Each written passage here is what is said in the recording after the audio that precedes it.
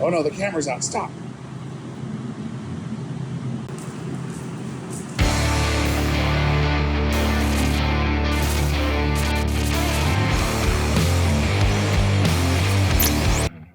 Hello and welcome to the shop. I'm Jared and this is the Questionable Garage. And this, believe it or not, is my dream muscle car. It maybe looks like a nightmare right now. There is a catastrophic amount missing. Especially if you remember in the last episode, we ended with me putting all the metal on it just so we could feel a little bit better. But a lot of you have been making comments, asking questions about the rust treatment, what direction we should go, and we're gonna get started on it today. Now, one of the first things I want to address is while this on the surface does look bad, very rusty, some of you even said throw it away. Clearly, you are not familiar with Mopars. This is a gem of a Mopar. This is almost a rust-free Mopar, and really the biggest reason that I'm tearing so deep into it was the poor quality of work that I should have really looked closer before buying. I saw a 70 Mopar, I saw work that was done, thought it was good, and got excited and bought it. So now we're having to live with our choices, you know, the questionable ones, and we are going to get this thing as good and as perfect as it should be. Now, when it comes to rust treatment, some of you had a good suggestion. Dipping the car. That's a process of dipping the entire chassis. You strip everything off of it, and it goes through an alkaline and acid dip. It goes through some treatment dips afterwards, and it will basically react and strip everything. All of your e-coatings, all of your basically any treatment to the metal is gone, including the rust, you know, the natural treatment. The downside is that also requires a full chemical dip to then fully reseal everything, which most companies, it's not available. It is for a car that is going down to the just absolute extreme tear down, which we aren't doing. We're close to it, but we aren't doing it. Because if you don't treat that chassis correctly afterwards, it's gonna rust away. It will come back, it will rot away. Now, the other option is sandblasting, media blasting, soda blasting, any type of physical impact to then remove the rust. And that is a very good option. It's something we actually did on some frames and body panels back when we were restoring my father-in-law's dad's Jeep CJ5. It is a really good method to get things torn all the way down, but there are some downsides to it. That type of rust removal puts heat and stress into the metal. It can distort it, and with the point that we're kind of taking apart right now, we really can't transport it safely without welding in a ton of structure. Again, with that, there is a substantial cost, and then you have to then also treat the metal, and you're always gonna find, unless you strip it completely down, you're gonna find little bits of sand and media tucked in the deep cracks and crevices of your car. Now we can get to what we are doing, and that is just good old-fashioned mechanical, you know, elbow grease. While, again, on the surface this looks really bad, it isn't. It needs some fixing, it needs some repair, but as a whole, this is a very good platform that doesn't need a ton of work, and we can get by with good old mechanical removal and rust converter and treatment. And that brings us to, you know, kind of the not really clickbaity title of the video. We've been doing it wrong. I've been doing it wrong. When it comes to rust converters, we've probably all been doing it wrong. Well, except for maybe Frank and Steve, you guys always get it right. So all the rest of us, we've gotten it wrong. And we're gonna go over that, how to properly use rust converter, rust treatment. We're gonna get this thing cut down, cleaned up, start getting the converter on it so we can then start getting panels welded in it. And I'm gonna introduce you to our rust converter and get started, because we've got a lot of metal we need to get treated. Well, herein lies the problem. It is a chemical rust converter. I've never really bothered reading instructions, and if we read instructions, we would know what to do. So, really? This, and maybe a light wire brush on your drill. That is That is what you're supposed to do for mechanical removal. You basically will just come in here. Your goal is to get all of the surface rust away. Just if it's loose. Work through. And once you've gotten to this point, you blast it with some air, and then you work and treat it with a degreaser. It seems odd that you wouldn't want to blast this completely to bare metal, but we're working with a chemical and treatment that is designed to actually chemically react with the rust.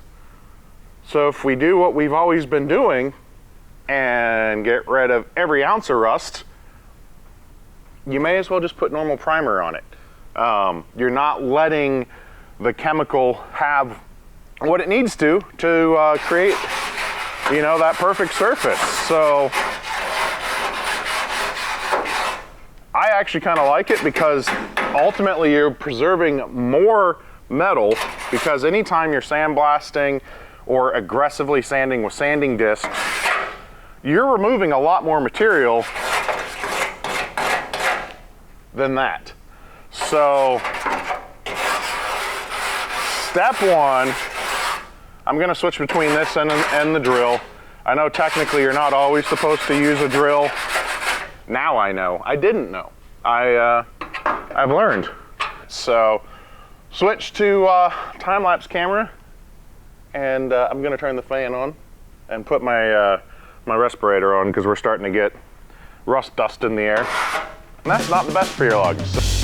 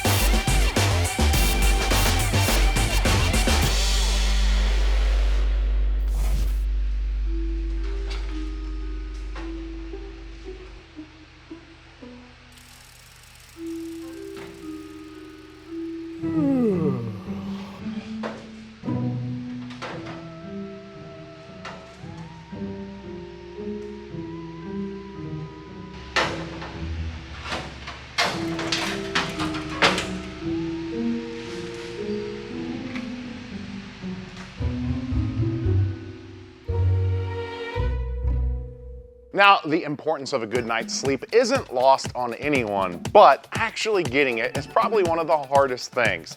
We live in a world that's full of stress, anxiety, and, well, stress. It's stressful to live today, and it's hard to get the brain shut down at night. I suffer sometimes with the lack of ability of falling asleep. It's very difficult to get the brain to shut off. My wife has had sleep problems her entire life and has had to rely on heavy prescription medications and Dream. Well, it was a life changer for us. One scoop, some hot water, and if I'm not laying down within 15 minutes, I'm sleeping where I lie. One thing I absolutely love about Dream is it's a well-rounded sleep supplement. Some of them help you get to sleep. Some maybe will help you stay asleep once you finally do shut down. Dream brings all of it into one. It helps get your brain calmed down, helps you get to sleep, and it helps you stay asleep throughout the whole night. One thing I like is they offer both CBD and non-CBD options, and I chose the CBD option. I had some friends who went without it, and our experiences were very much the same. It helps you fall asleep faster and stay asleep longer waking up refreshed without the lingering grogginess you find from prescription medications. They have plenty of flavor options, so you're gonna be able to get what you like. It has no added sugars, only 15 calories, is gluten-free, dairy-free, vegan, non-GMO, keto-friendly, made with the highest quality, natural sleep supportive ingredients. And it is clinically proven to help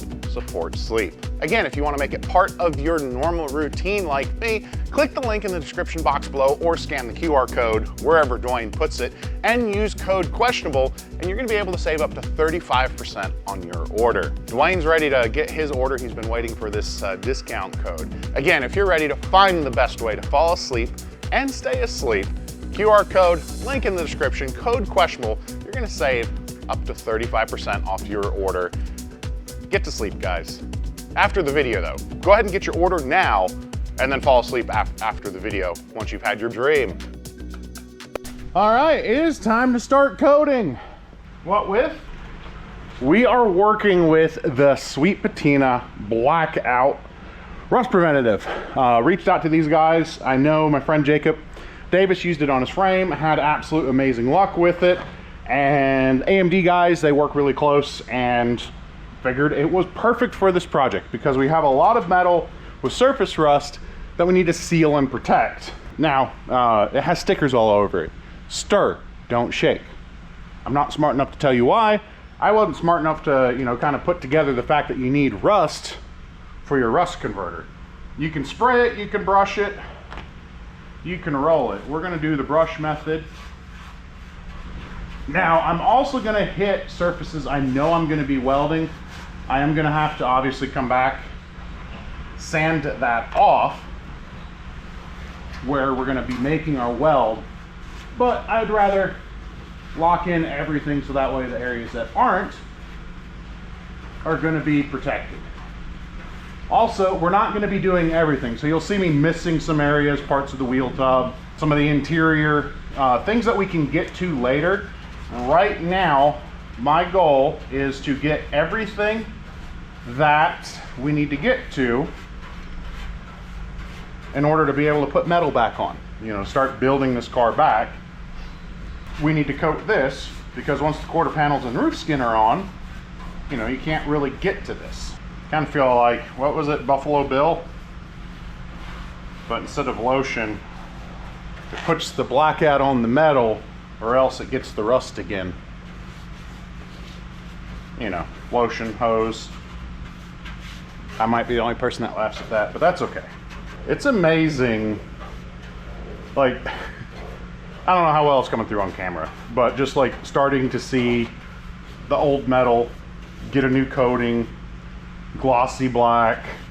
I remember again keep referencing the Jeep rebuild, but big part of that is editor Dwayne at that time had no clue what frame off restoration meant. He's a computer guy, a sound engineer, video editor.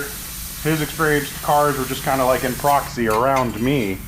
He didn't quite understand that there would literally not be a single bolt that we didn't touch, but I kept explaining to him we'd hit milestones. We would finally hit a point where we would put this on and then we would do this.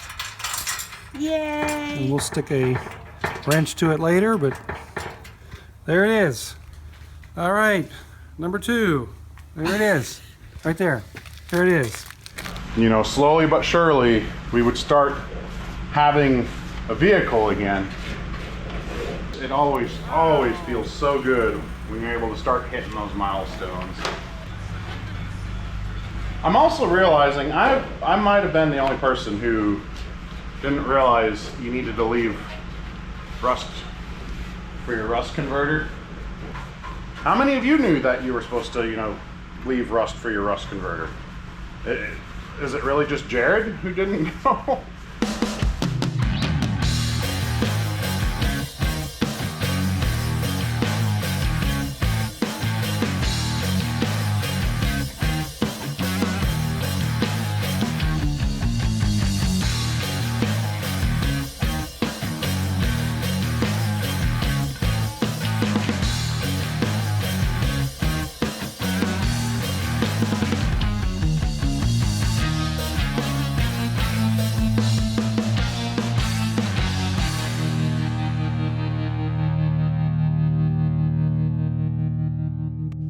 All right, we have gone through and got our coats on.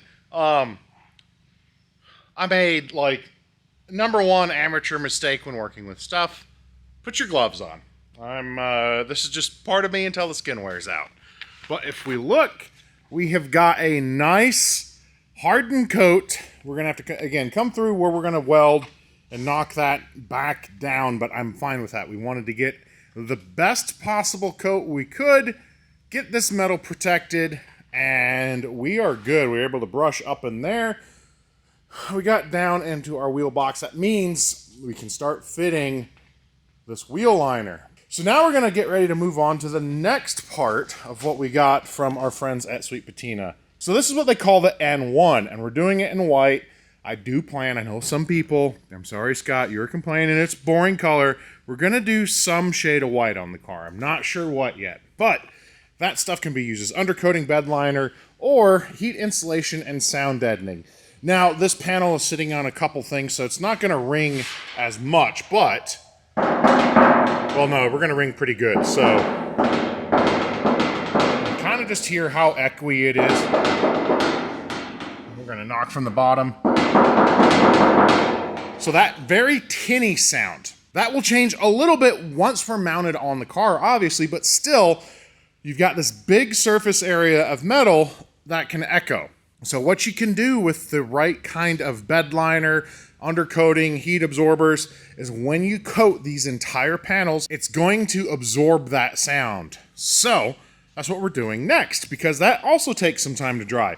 We're gonna go ahead and tape off all of the welding areas because this stuff's a little bit harder to sand off.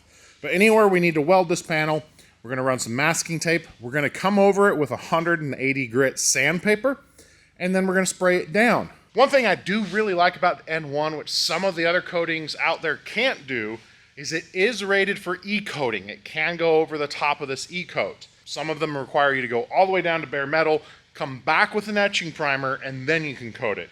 Where this is intended to go right on top of this with a scuffing. You can't go on smooth, you do need to sand it. We're also gonna do that on our roof skin, and I kind of drew out when it was on there where all of our reinforcements are. Now the biggest ones we need to worry about are back here and then this general section here. Where the roof sits down here, we can spray. But again, this strip here and this strip in the very back, we're not going to spray, so we're basically going to tape off the entire perimeter and just do the middle. And right there, that's going to give us both sound as well as heat reflection. It's going to kind of reduce a little bit of the heat coming through. So we're giving up lightweight. We're adding weight to the car for the interest of sound and comfort.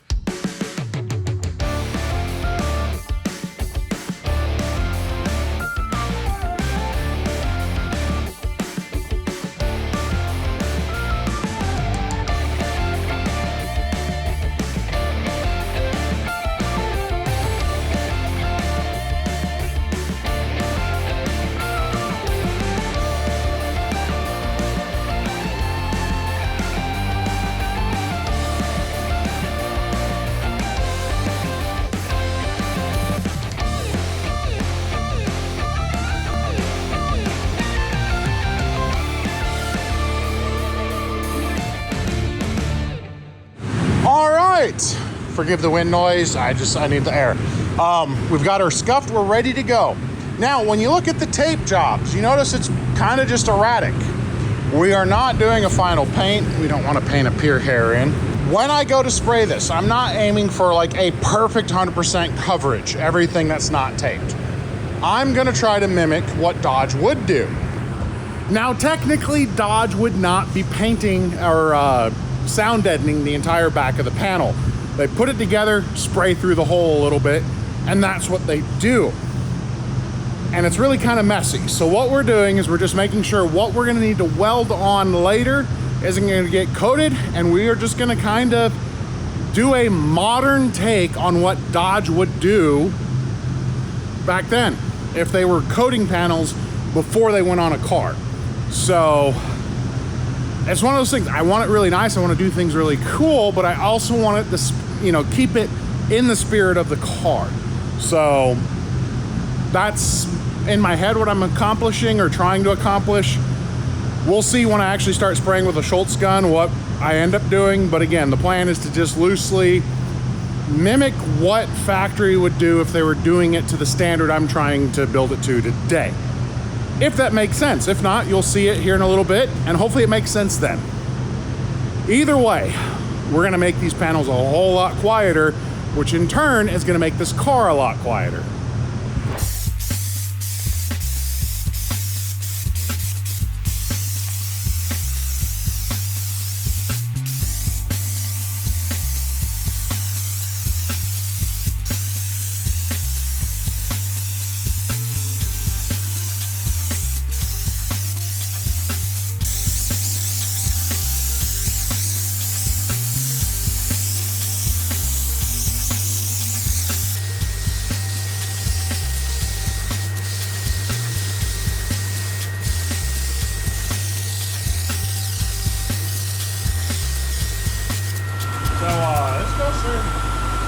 Goes through fast, it goes on thick.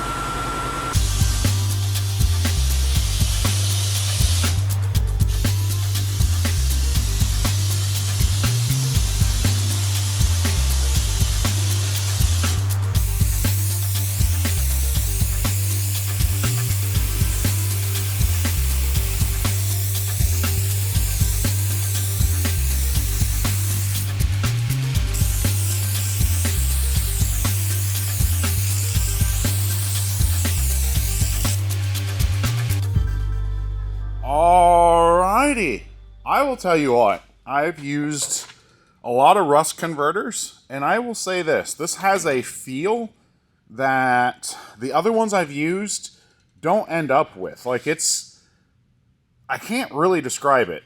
Like, it legitimately feels hard, if that makes any sense. Like, when you run your hand across it, I'm not trying to say competitors' names, but similar jars stuff or the things you've seen me use, they kind of feel like there's a paint on there, where this feels like a legitimate brushed on coating. I'm not a metallurgist. I don't know if that's good or bad, but there have been a lot of reviews, and I will say it was really easy to use. Just wear gloves, otherwise you're going to be dealing with stained hands. But we got really good full coverage on everything. Prep was simple, so really happy with it. And you also notice I set the roof skin on. Biggest reason, this is probably the easiest to damage piece as it's sitting out, and I don't want to make too much body work. So one of the safest places for it to sit is where it's eventually going to end up. And we look in there, nice and coated. So we're going to go to the quarter panel where I'm going to tap it kind of like we did before, so you can hear the difference. Now, I was expecting that tar, when you put on a Dynamet or that style sound deadening tar paper, instant result, which is the wrong way to think about it. That is not how the spray-on bed liners work and the sound deadeners work. It actually works really good. So if we come here, you see it fully coated, tape off, and when we tap it, compared to before, we're a dud. Instead of that really super high-pitched ting, we kind of get a little bit more of a thud. Still makes some noise. We still may add a little bit more later, but while we were spraying, you can also see I got the inside of the door. But what that does mean is we can get a wheel well fitted. Once we get that wheel well in, we get to do the other wheel well. I'm not as excited about that. Once we get the wheel wells done, we can actually really fit panels. So I'm going to keep on chugging away. We'll see how far we get today. And tomorrow we're gonna do a whole lot. I really hope so. Auto drains are really good for air compressor health, but they do that every once in a while. But we're just gonna keep working away. We are gonna get our dream satellite built, because the next episode won't be the satellite. It's gonna be something really cool, but I need to work on a couple other things. That, something that's not here yet. So, back to work.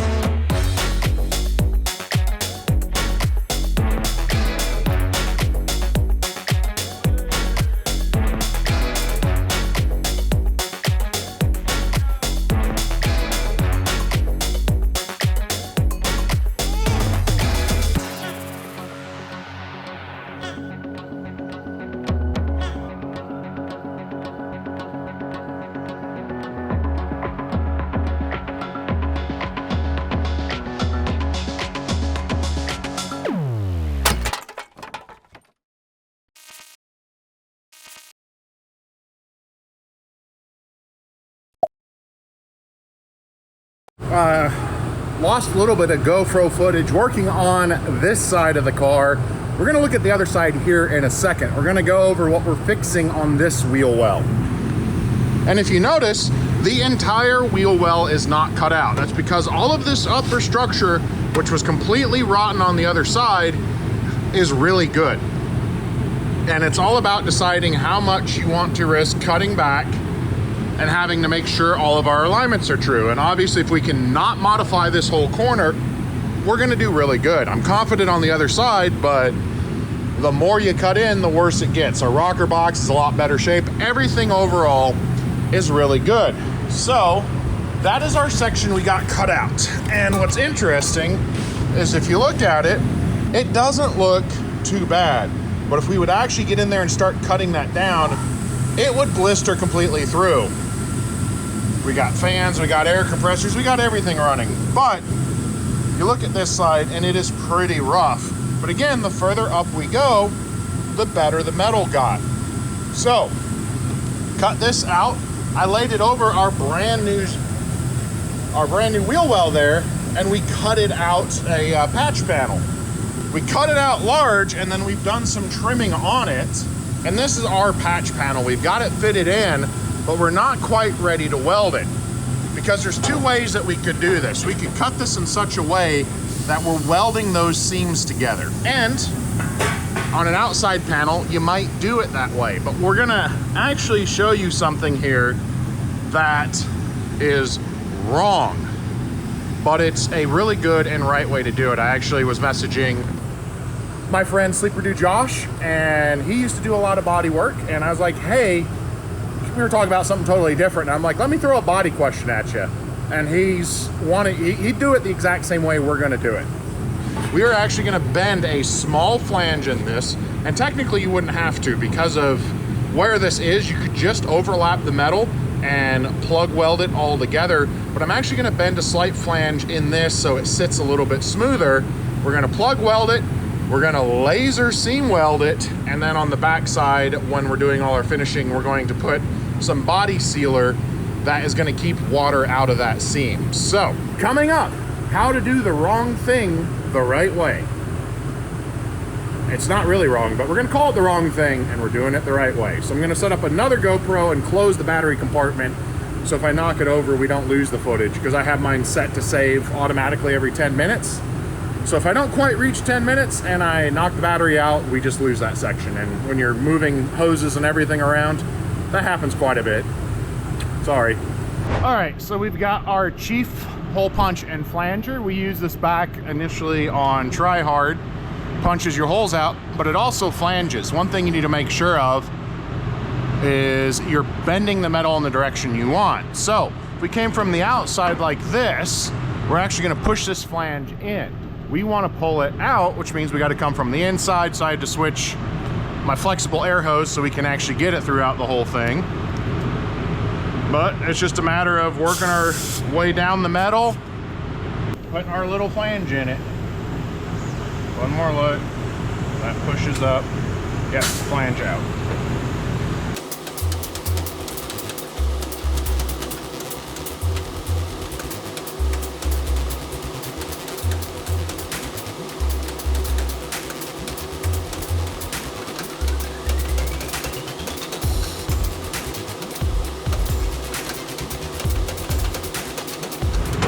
Again, if you're doing it wrong, do it right. So this is going to give us that nice little lip for our panel to set into. Makes this stronger, gives us a lip so that way like the final curve will be the same. By the time you account for the thickness of this metal and the new metal, it'll be a straight line and be just like how it should.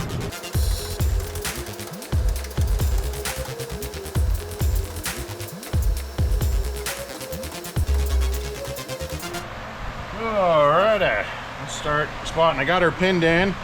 You got to kind of spot and work, because when you're working with something this long, like you can see with so many complex curves, we're lifted a little there, and the more you try to pin it, the more it's going to keep walking around. So we're just going to work a little bit out, loosen, and kind of play with it.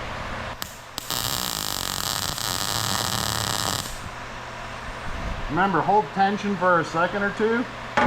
If you let off too much, you can actually still pull the liquid metal apart.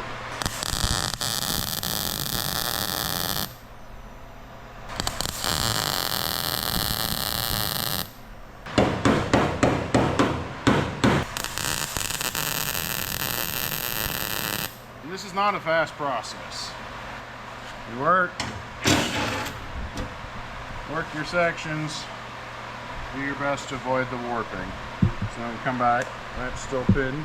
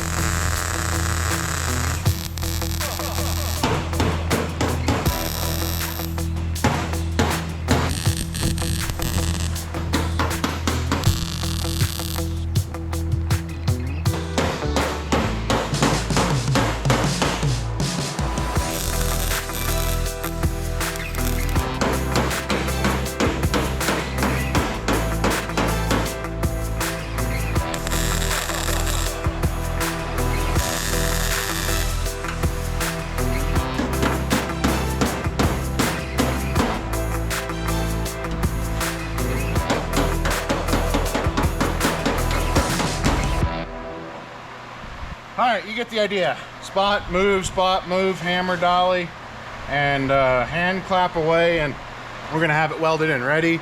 So, there we are fitted in. I have got self-etching primer on there. I cut the weld back. I ended up just using the MIG. I love the laser welder for things like that. It's just a lot of effort to get out. You can see our flange line. The weld's nice and smooth. It is fitted exactly how it's supposed to be. But that's what we're gonna wrap up this episode. I, once again, have dust everywhere in the shop. We gotta get that cleaned up. I was hoping to fit 2 more panels, or 3 more technically. The speaker box and the 2 little angular supports that go in there.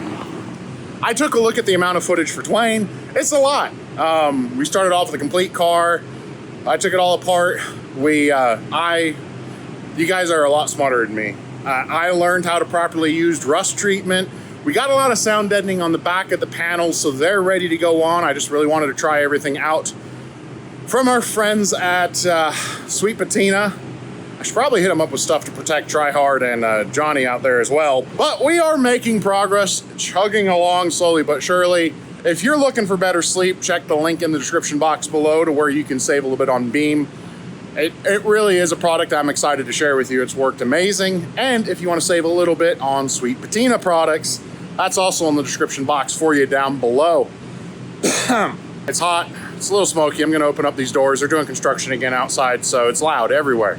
Turns out also though, when you're grinding and hammering and welding, that's loud too. So I'm just as loud as everyone else. But I'm Jared, reminding you guys to always make questionable choices. And it's okay to do the wrong thing if you do it the right way. We'll see ya.